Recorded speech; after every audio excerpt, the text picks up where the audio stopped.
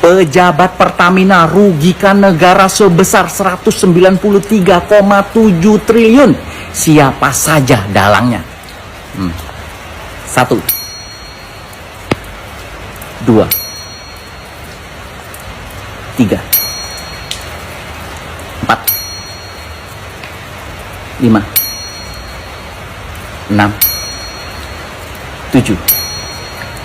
Menurut kalian, para mulut netizen, koruptor-koruptor ini harus dipenjara berapa tahun? Ayo sebutkan. Kalau saya sih minta dia dihukum 50 tahun sudah. Tapi nggak tahu ya, nanti hakim memutuskan berapa tahun. Siapa tahu hakim memutuskan 5 bulan. Siapa tahu cuma 1 tahun dan denda cuma 1 miliar. Pak Hakim, tolong penjarakan dia 50 tahun atau seumur hidup. Yuk, netizen komen, di penjara berapa tahun pejabat korup ini yang enaknya ya? Ayo komen. Oke guys, hari ini kita dihebohkan dengan salah satu berita yang mungkin teman-teman tadi sudah nonton di awal konten ini, atau mungkin teman-teman sudah nonton langsung ya, dan juga sudah berseliweran di media sosial nih guys. Yang mana hari ini kita dihebohkan dengan salah satu berita yang datang langsung dari Pertamina Indonesia ya guys. Ternyata selama ini kita membeli Pertamax yang harganya belasan ribu, ternyata isinya itu adalah Pertalite yang sudah dioplos gitu. Nah jadi guys, atas tindakan mereka lakukan ini merugikan beberapa pihak, terutama pada anggaran negara yang sudah dirugikan sampai triliun rupiah guys. Nah jadi selama ini apa yang mereka lakukan itu ternyata sangat-sangat merugikan banget ya, meresahkan masyarakat guys. Nah, dan pada akhirnya guys, mereka itu sudah ditangkap oleh pihak kepolisian. Nah, ini adalah direktur dari PT Pertamina. Dan juga ada beberapa dayang-dayang yang lain sudah ditahan dan diperiksa oleh pihak berwajib. Nah, menurut teman-teman nih, apa nih hukuman yang pantas buat mereka? Karena ini mereka sudah melakukan tindakan yang merugikan masyarakat, merugikan negara dan pihak-pihak lainnya guys. Jadi buat teman-teman yang punya pendapat atau mungkin ada edukasi, boleh teman-teman tinggalkan di kolom komentar aja ya.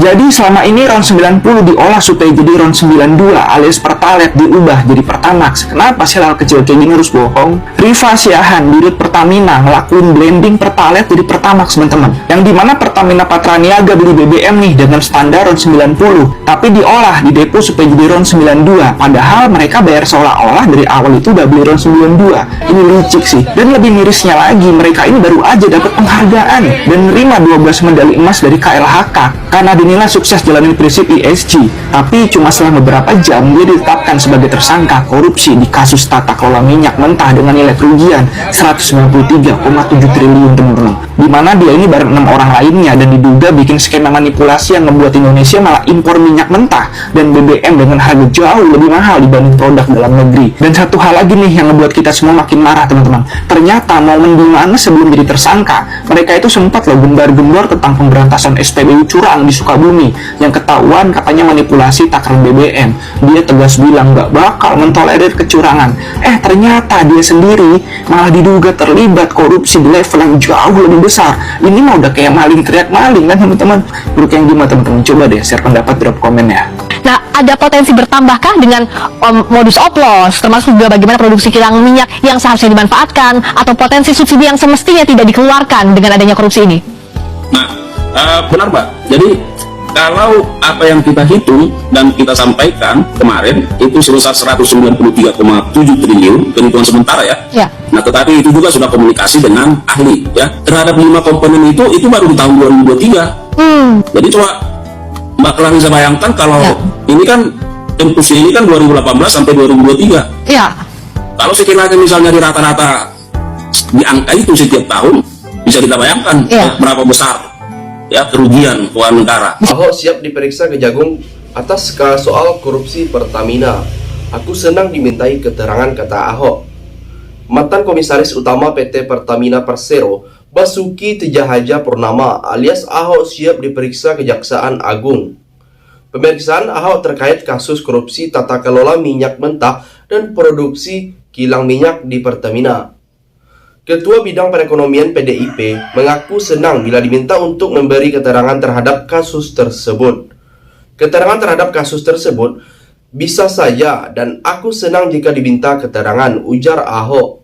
Jadi, bagaimana tanggapan kalian? Tinggalkan komentarnya di bawah. yang merugikan keuangan negara 193 triliun rupiah lebih.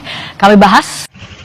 Ya, seperti apa yang sudah kita dengarkan bersama, bahwa ternyata dari 2018 sampai dengan tahun 2023 telah terjadi kerugian negara sekitar 193,7 triliun, dan kejaksaan juga sudah melakukan penangkapan penyidikan terhadap 7 orang yang terlibat dalam kasus korupsi di Pertamina.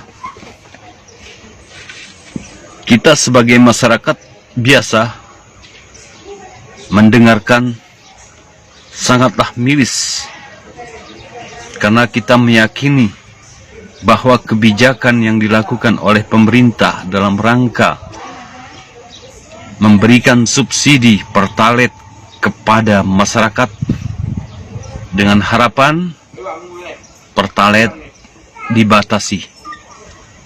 Namun apa yang terjadi? Pertalite dibatasi sehingga masyarakat bisa mengalih ke Pertamax. Nah, ternyata Pertamax ini dioplos oleh mafia-mafia di Pertamina dengan harapan untuk memperkaya diri sendiri.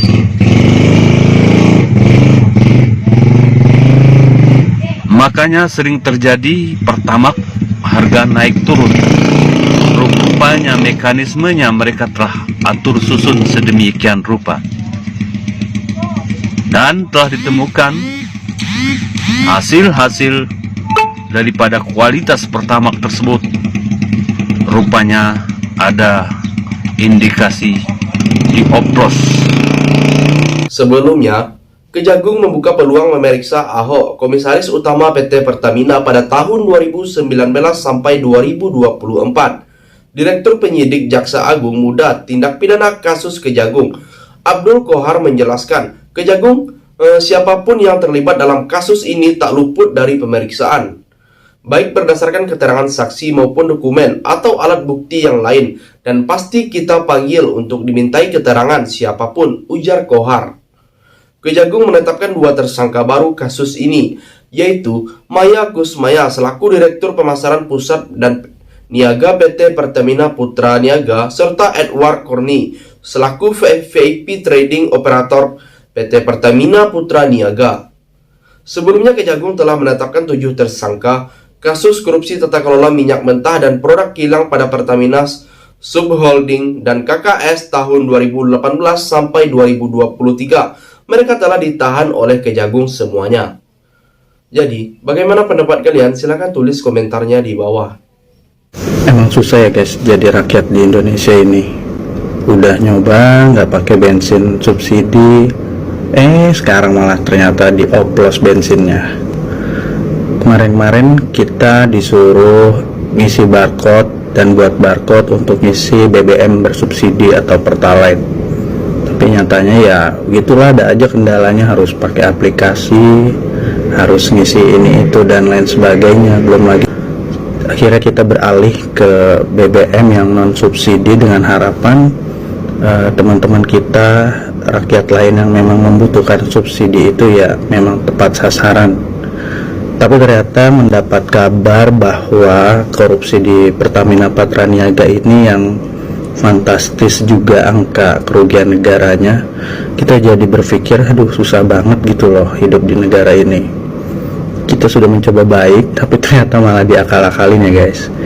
Dengan kerugian negara tahun 2023 itu mencapai 193,7 triliun rupiah. Bayangin itu cuma tahun 2023. Dan korupsi itu sudah berjalan sejak 2018 sampai ke 2023.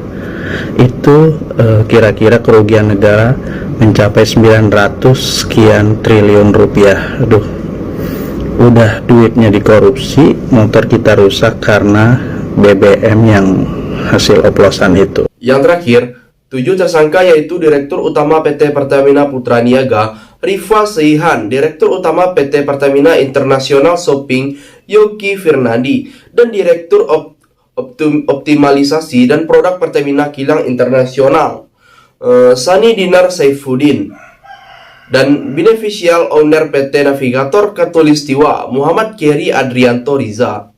Kemudian, Vice President Feedstock Manajemen PT Kilang Pertamina Internasional yaitu Agus Purwono, dan Komisaris PT Janggala Maritim dan Direktur Utama PT Orbit Terminal Merak Gading Ramadan, serta Dimas Werhaspati selaku Komisaris PT Navigator Katulistiwa sekaligus Komisaris PT Janggalan Maritim Nusantara.